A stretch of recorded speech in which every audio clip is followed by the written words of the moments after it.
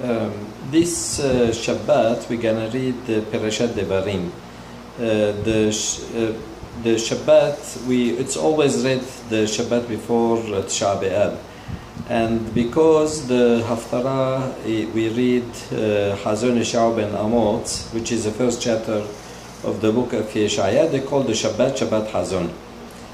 Also, we do know that right after this is the Shabbat Hazon is the third and the last of 3 weeks of Quraniyot. And then right after that we start with Shabbat Nahamu, because the Haftarah it's called is Nahamu Ami, and then we keep on reading from the book of Yeshaya almost the entire Sefer Devarim, except for Parashat Ha'azinu, when it is usually Shabbat Shuba Sel Adon Lecha, and of course the Vezot HaBeracha. The Haftarah of it is the first chapter of Yoshua, Vayi Aharim Mot Moshe Eved Elohim.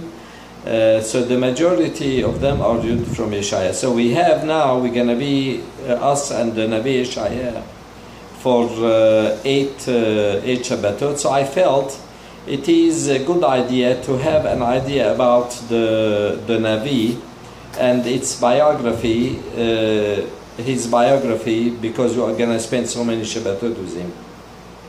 Incidentally, the book of Yeshaya, we have more Haftarot of the 54 Parashiyot of the Torah than any other book. Like, for example, in addition to like I said, the entire book of Devarim, except for 2, all 4 out of the 5 books of the Torah always start with Yeshaya, except Bereshit, Shemot, Vayikra, and Devarim. Sefer Bamidbar does not start. It starts with Haftarah from of Sefer Hosea. By the way, Hosea was one of the contemporary of Yeshaya. There were 4 Nevi'im that they were prophesying during that time: Amos, Hosea, Micha, and Yeshaya. Probably Amos is the first one of them, but there is debate about his actual timing. Also, we have other parashiyot that the Haftarah is from Yeshaya. The first 3 Haftarot of Bereshit is from it. Noah, Roni Akara. In fact, Roni Akara is Haftarah of 2 parashiyot. Gam Noah v'gam Parashat Re'eh. Roni Akara Re'ada, Parashat Lech Lecha, and then of course we do know Parashat Yitro. When we read the 10 Commandments, the Haftarah is Bishnat Mot HaMelech Oziyahu. And incidentally, they say that the first Nevuah that Yeshaya had is Bishnat Mot HaMelech Oziyahu.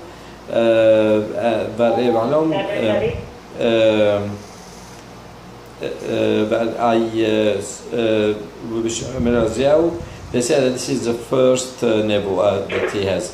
And incidentally, they say that Uzziyahu did not really die. He had the Sarat. In fact, he lived 19 years, but he wasn't king. Somebody else was appointed him. In addition, the Haftarah of the Shahrit of Yom Kippur is from that, and then the Haftarah when Shabbat and Rosh Chodesh. It is from the book of Yeshaya. It ends Vaya b'dei Chodesh Korcho b'dei Shabbat b'Shabbato yavo kol basar l'sh'avot l'fnei l'fnei Adonai. So it is very rich. Now let's talk about that prophet.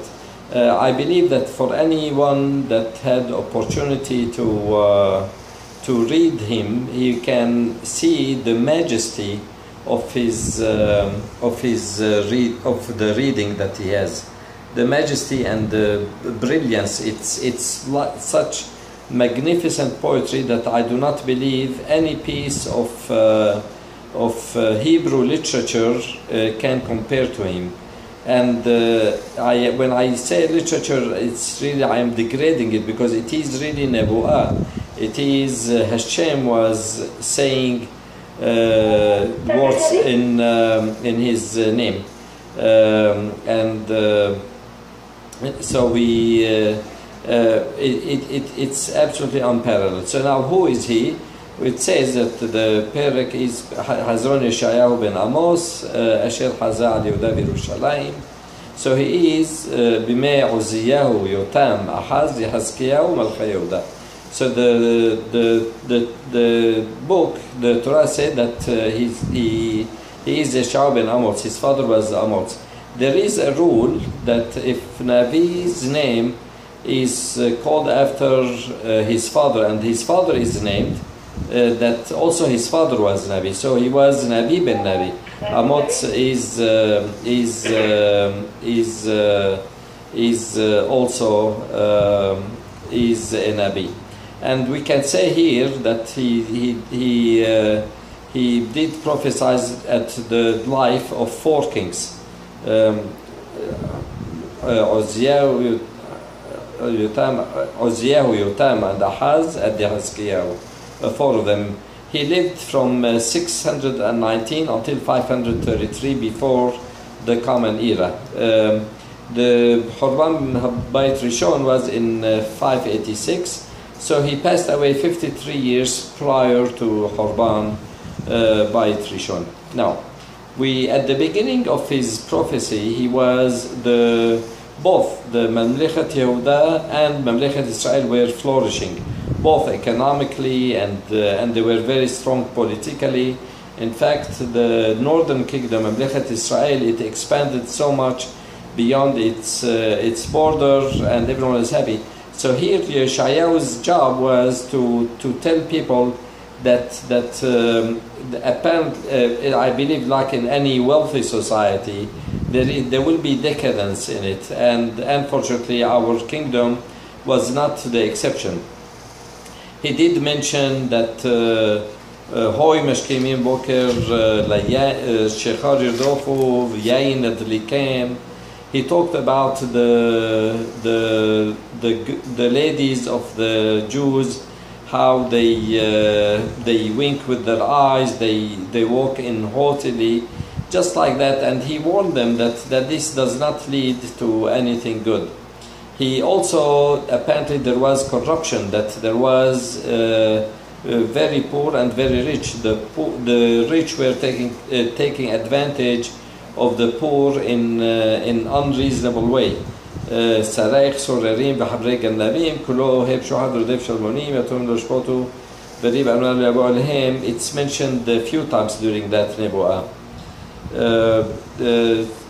And then he also said apparently there is hypocrisy or not sincerity when they did the service to Hashem.